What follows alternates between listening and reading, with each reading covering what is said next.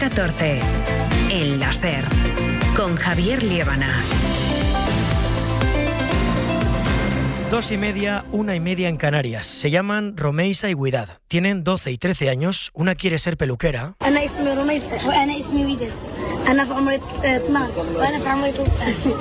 La otra, descalza y con un balón bajo el brazo, quiere ser futbolista.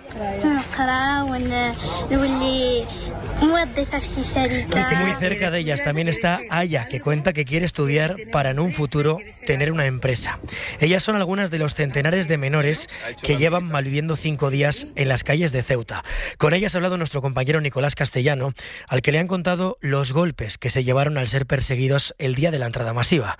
Algo visible por las contusiones que tienen en las piernas. Esta mañana, la ciudad autónoma, en coordinación con los ministerios de Infancia y de Educación, ha habilitado 2 colegios para atender y dar cobijo a algunos de estos menores. Esta es también la cara de esta crisis migratoria que hay que enseñarle a todos los que abogan por cerrar a cal y canto las fronteras y devolver a su país de origen a todo el que haya cruzado de manera irregular. Una posición que comparte prácticamente toda la derecha y la extrema derecha europea, desde España hasta Finlandia, pasando por la Italia de Giorgia Meloni, que anunciando una medida populista y con cero recorrido, llegó a informar de que suspendía el espacio Schengen con nuestro país, pese a que esto se ha acabado traduciendo en controles aleatorios en sus fronteras y solo para ciudadanos no europeos.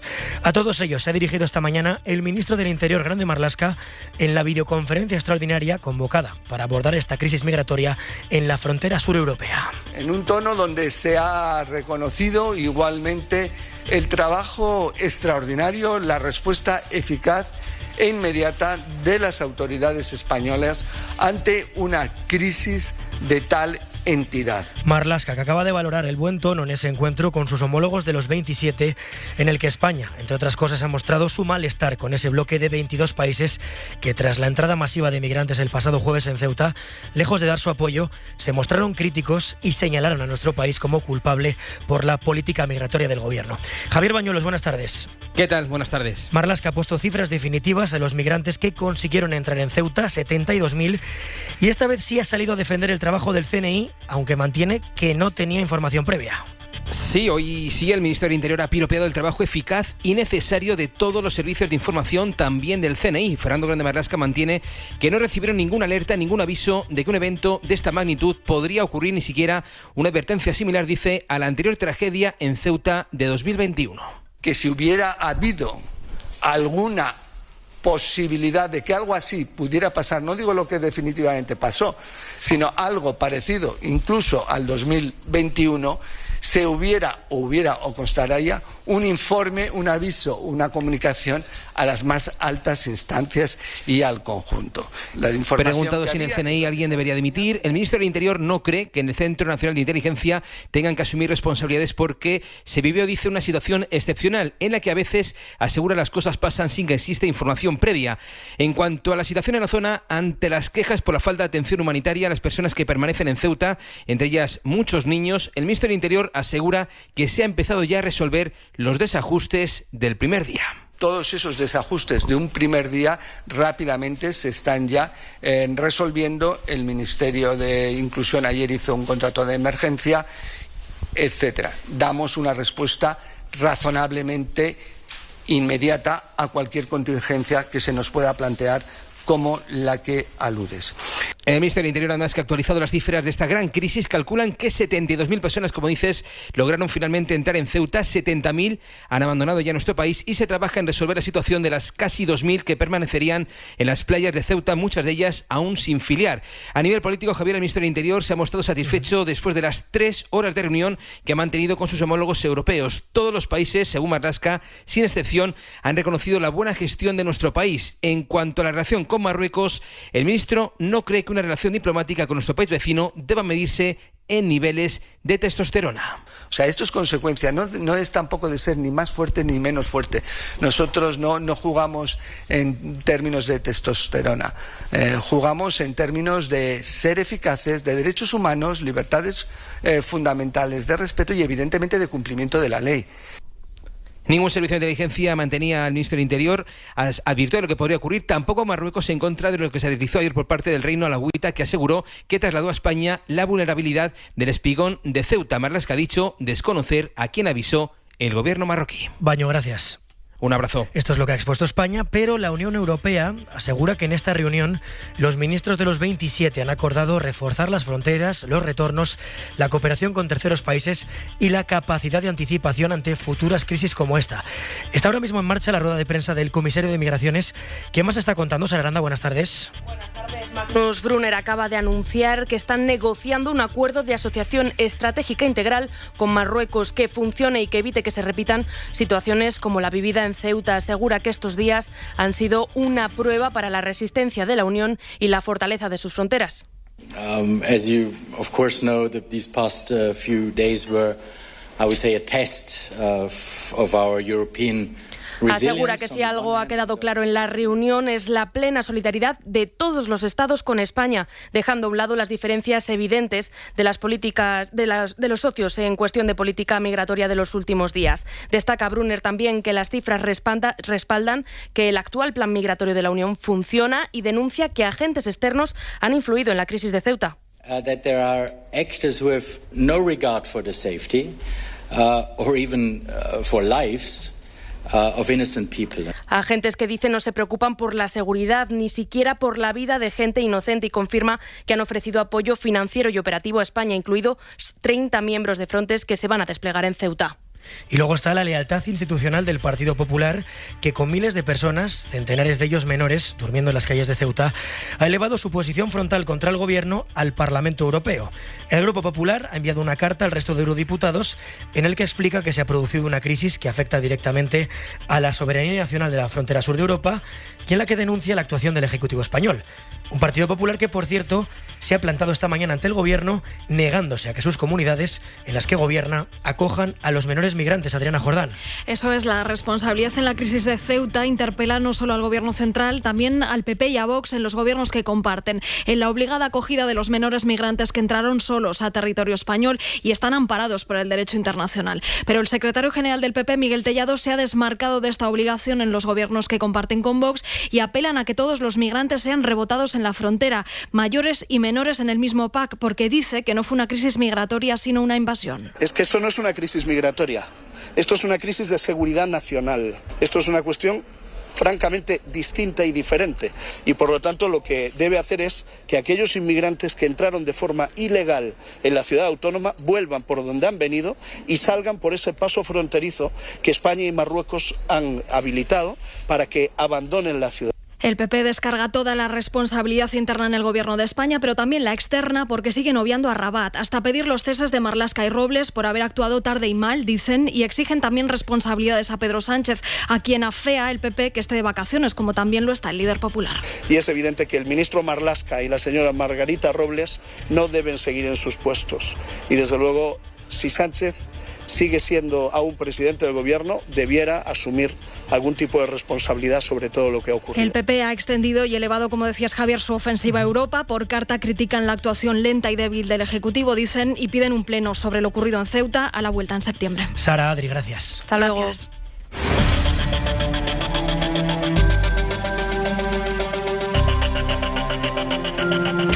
Esta mañana, en Hoy por Hoy, el ex jefe de la diplomacia europea, Josep Borrell, ha dicho que lo que han hecho Italia y otros países es absolutamente lo contrario a lo que cabría esperar. Me produce una gran frustración ver cómo la solidaridad europea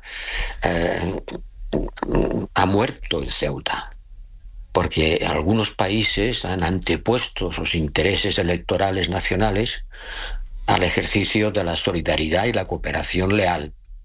Es lo que el planteamiento que ha hecho algún país, y no me duelen prendas en decir que fundamentalmente Italia, pero también otros que ustedes han citado, es absolutamente lo contrario de lo que cabía esperar. Nuestro compañero Nicolás Castellano lleva recorriendo toda la mañana la frontera del Tarajal. Nico, buenas tardes. Hola, buenas tardes, Javier. Con la aparición de un nuevo cadáver son ya 95 los migrantes fallecidos y la Guardia Civil ha habilitado en Ceuta una oficina de denuncias y un correo electrónico para recabar información sobre las personas desaparecidas.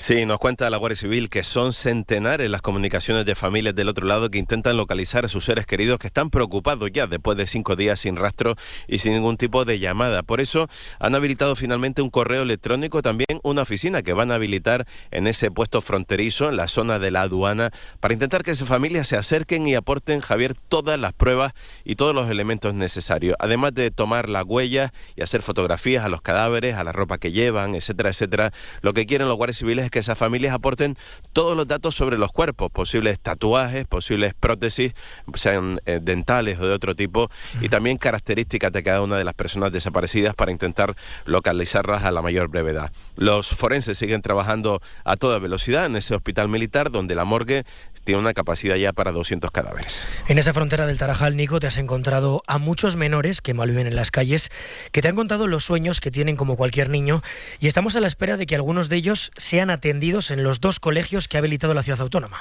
Sí, pero 5 días después, Javier, han amanecido de nuevo en la acera, en el suelo de ese polígono industrial decrépito que está en la frontera del Tarajal. Unas aceras absolutamente atestadas de niños tumbados que se iban desperezando, como este niño Ali, que tiene 12 años. Y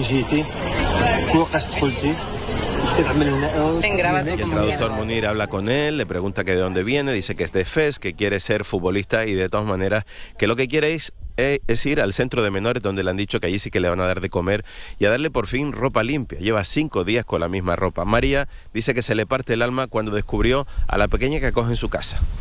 Y ya cuando yo la he visto que estaba desnuda y había un montón de hombres, no tenía ropa llena, cogí, la metí, la bañé.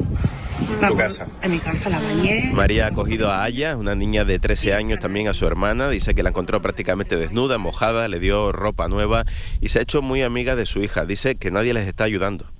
Nadie, yo no he visto a nadie, ninguna asociación ni nada, vamos, nada, porque vamos, que aquí está el ejemplo de cuántos niños están en la calle.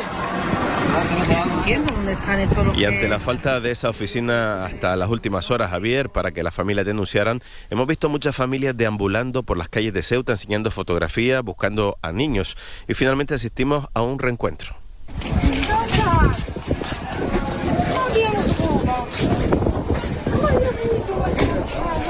Mustafa y su mujer iban con una fotografía en el móvil enseñando a la niña que buscaban. Finalmente otra pequeña con la que hablábamos le señala: está ahí, está durmiendo en el suelo. Le quitaron la sábana y era la niña que se han vuelto a llevar a Fez.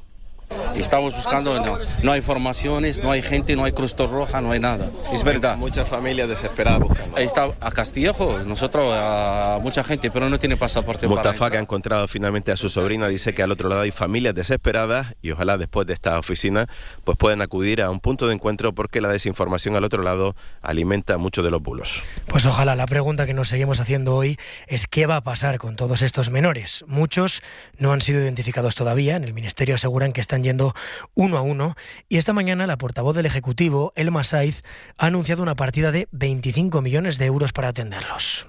Estos 25 millones de partida extraordinaria se suman a los 5,5 millones también que se repartieron en conferencia sectorial el pasado mes de julio, en la conferencia sectorial de infancia, donde se distribuyeron 35 millones para el conjunto de las comunidades autónomas y que a Ceuta iban dirigidos 5,5. Esa es buena prueba del compromiso, de que el Gobierno de España está acompañando a Ceuta y, por supuesto, también, indudablemente, poniendo especial énfasis en los más vulnerables. Pero organizaciones como Save the Children están alertando del riesgo que supone para ellos estar fuera del sistema de protección durante tantos días, Nico.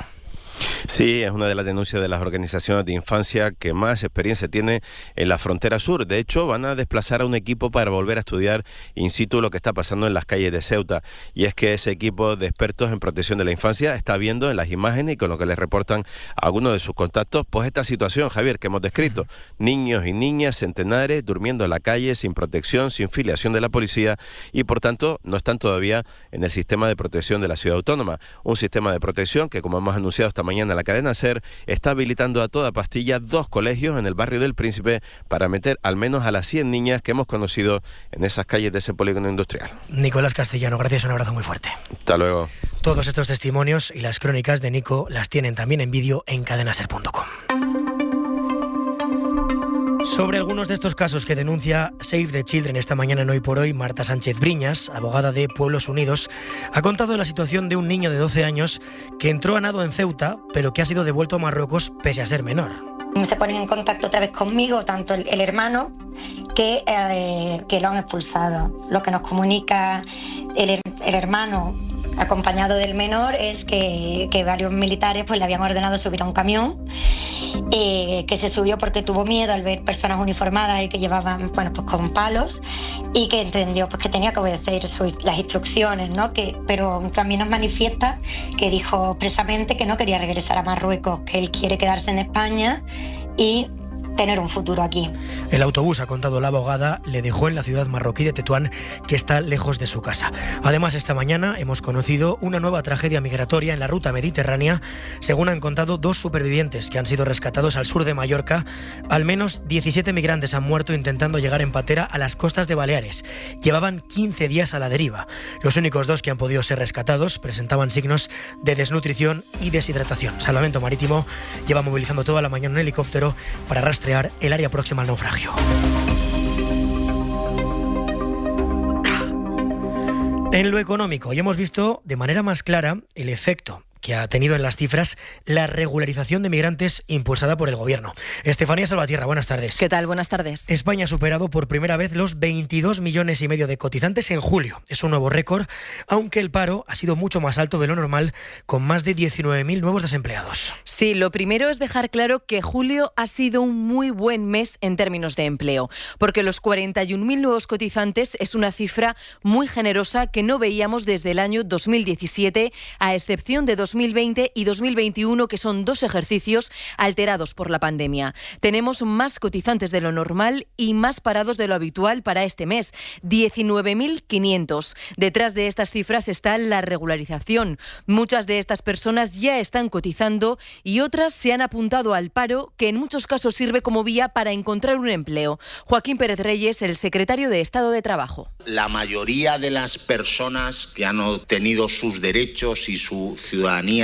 en España a través del proceso de regularización extraordinaria están afortunadamente nutriendo las cifras de seguridad social y están permitiendo sostener el empleo. Solo una pequeña parte va al paro registrado, que tenemos calculado en torno a las 15.000 personas. Y es algo, si me permiten, pues completamente normal. Estefanía, centrándonos en este proceso de regularización, hace algo más de un mes terminó el plazo para presentar las solicitudes y esta mañana hemos conocido más datos. Sí, los datos que ha facilitado la Seguridad Social señalan que a 30 de julio había 262.000 personas en alta procedentes de este proceso de regularización. Pero en lo que siempre tenemos que fijarnos, Javi, es en los datos medios, es decir, en las altas y bajas que se han producido. Bueno, pues en julio, de media, se contabilizaron 66.000 extranjeros nuevos cotizantes. Son menos que en marzo, en abril, en mayo y en junio. Los efectos de esta regularización los vamos a seguir viendo en los próximos meses. Gracias, Salvatierra. El otro dato de la mañana es el que ha dado la EMET.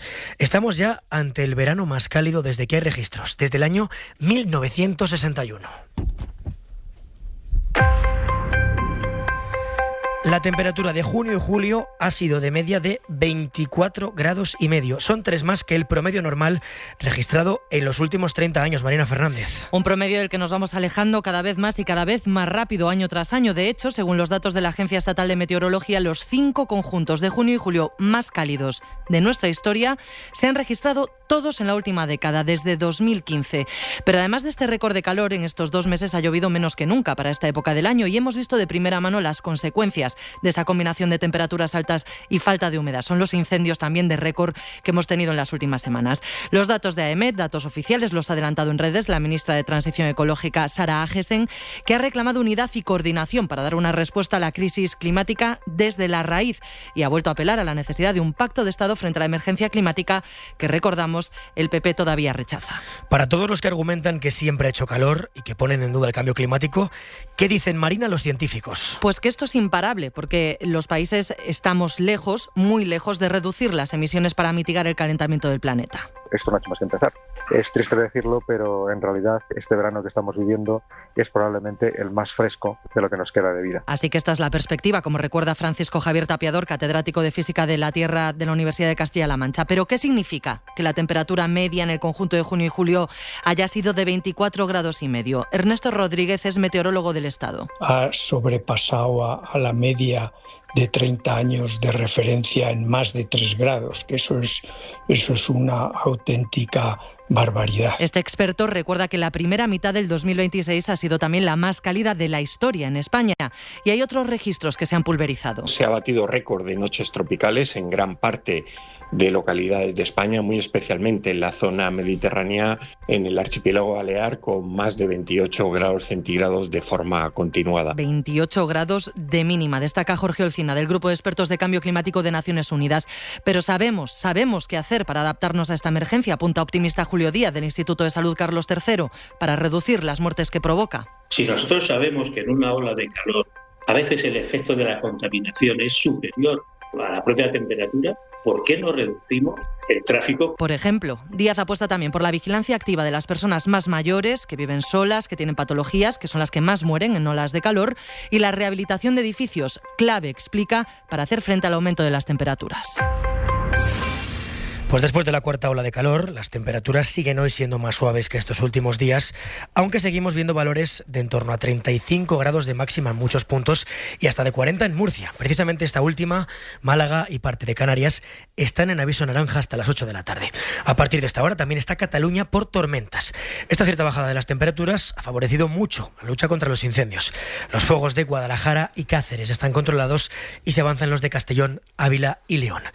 Aunque la situación esté mucho mejor, no podemos olvidar que este también está siendo un inicio de verano récord en este sentido, y es por ello que el Gobierno ha activado un comité especial para evaluar el riesgo que va a haber en las zonas en las que se va a ver mejor el eclipse del próximo miércoles 12 de agosto. Se espera que en muchas zonas del interior haya 100% de ocupación hotelera y se va a publicar una guía con recomendaciones para cuidar el entorno rural antes, durante y después del eclipse. Laura Gutiérrez, buenas tardes. Buenas tardes. Y el Gobierno va a activar esta semana ese comité especial, una unidad de valoración de riesgos que estará liderada por técnicos de la Agencia Estatal de Meteorología y otros expertos para evaluar el riesgo de incendio y de mal tiempo en la franja del eclipse, en esas zonas donde mejor se va a ver y donde se espera una mayor movilización el próximo 12 de agosto. A partir del viernes, la EMET emitirá un boletín diario con un pronóstico de los posibles fenómenos meteorológicos adversos que puedan tener lugar, temperaturas máximas, índice de peligro de incendios o la presencia de nubes que, según el número 2 del Ministerio de Ciencia, Juan Cruz Igudosa, no serán del todo un impedimento para la observación. Si hay nubes, no quiere decir que no se vaya a sentir el eclipse. Si está nublado, se verá comprometida la visión del sol, la nitidez de la corona, pero de noche se va a hacer igual.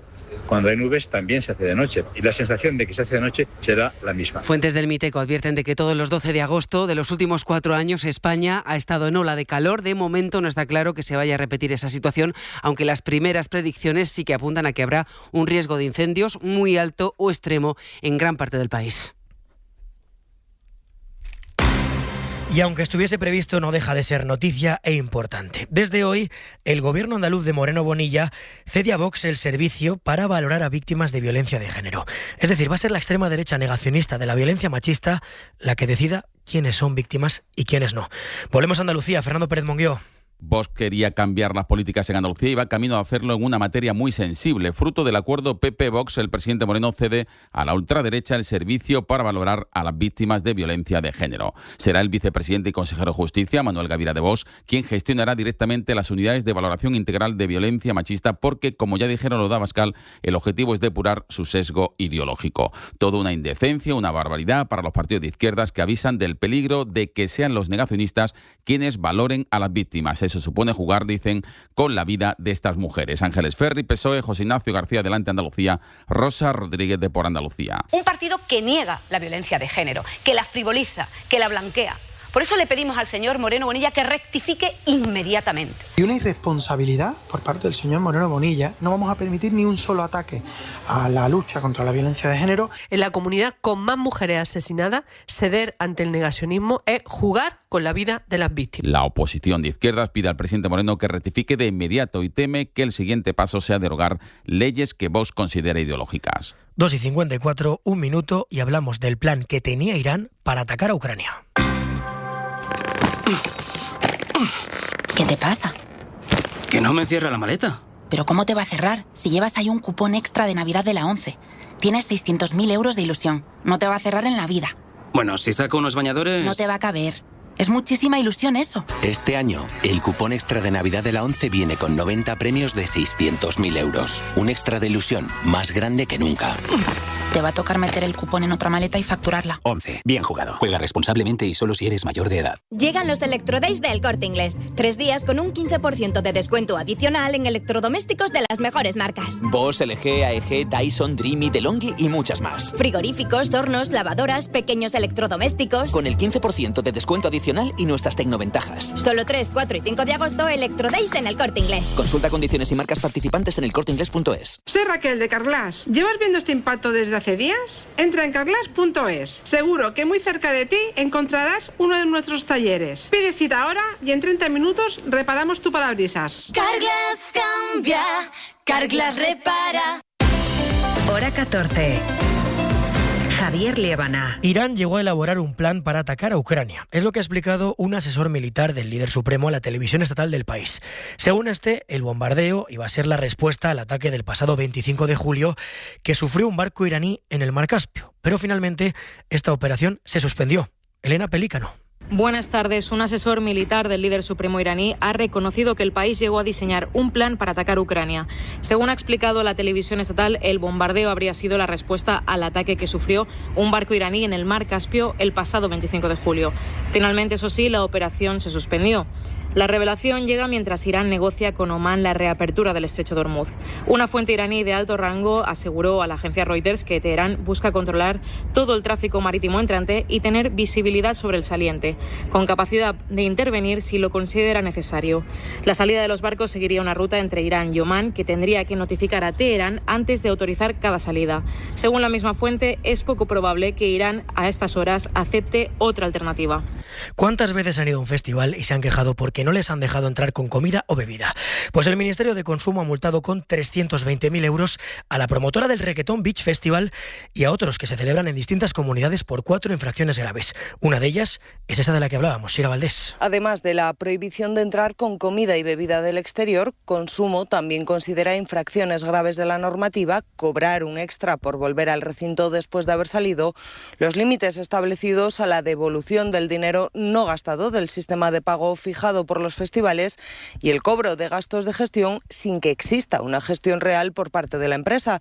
Por todo ello, multa a la promotora con 320.000 euros, tal y como explica el director general de Consumo, Daniel Arribas. Hemos impuesto una sanción de 320.000 euros a una empresa organizadora de festivales que tenían lugar a lo largo de la geografía española. Si bien la multa todavía es recurrible ante el Tribunal Superior de Justicia de Madrid, la propia empresa ha admitido las prácticas abusivas que incluye en sus contratos. Desde Facua, que denunció a la empresa ante Consumo en 2022, aplauden esta sanción y consideran que se trata de un toque de atención a otros espectáculos que incluyen las mismas cláusulas abusivas en sus propios contratos. 2:57, una auténtica explosión de excrementos fue clave para uno de los mayores saltos evolutivos de nuestro planeta. Hablamos ya de ello. Para hacer la compra bien hay que ir a Carrefour. Este regalo te dejará eclipsado. Por compras superiores a 20 euros consigue gratis unas gafas de observación solar certificadas LSP1 valoradas en 1,99 €. El 4 y 5 de agosto en hipermercados Carrefour y Carrefour Market. Hora 14. Javier Liébana. Lo han llamado la revolución fecal. Un estudio internacional que se acaba de publicar sostiene que la acumulación masiva de heces de organismos marinos primitivos enriqueció los océanos, favoreciendo que se desarrollase el mundo que hoy conocemos. Marina, vuelvo contigo. Sí, para evitar risas o suspicacias, vamos a empezar con una cita de uno de los autores del hallazgo que explica que a menudo se pasa por alto la importancia de las heces en los ecosistemas antiguos. Añade: el caso es que este equipo de investigadores, un equipo internacional, publica hoy este estudio que demuestra esa importancia. Habla de la revolución fecal que tuvo lugar hace 540 millones de años y de cómo esa acumulación de pequeños excrementos de baja calidad que hacían las criaturas primitivas que poblaban los océanos hizo posible la vida tal y como la conocemos, los primeros ecosistemas marinos primero y también terrestres después. En fin, que sin esas pequeñas cacas no seríamos quienes somos. Ya se puede leer la noticia en nuestra web, en cadenaser.com, bajo este sugerente título: La vida sin caca es mucho peor. Pero no lo decimos nosotros, de nuevo viene del estudio de una ilustración que lo acompaña y que compara la vida oceánica con y sin caca, es textual, y muestra cómo sin caca era mucho más primitiva y menos diversa. Gracias, Marina. Hasta ahora. ¿Qué te parece, Pacojo? A falta de algo más escatológico, diré que cada día se aprende algo nuevo y siempre es bueno aprender. Por supuesto, y vamos a aprender mucho escuchando Ser Deportivos. Nosotros volvemos mañana desde las 2, la 1 en Canarias, aquí en Hora 14. Adiós. Hora 14. Suscríbete ya en la app de la SER, en nuestra web o búscanos en tu plataforma de audio favorita.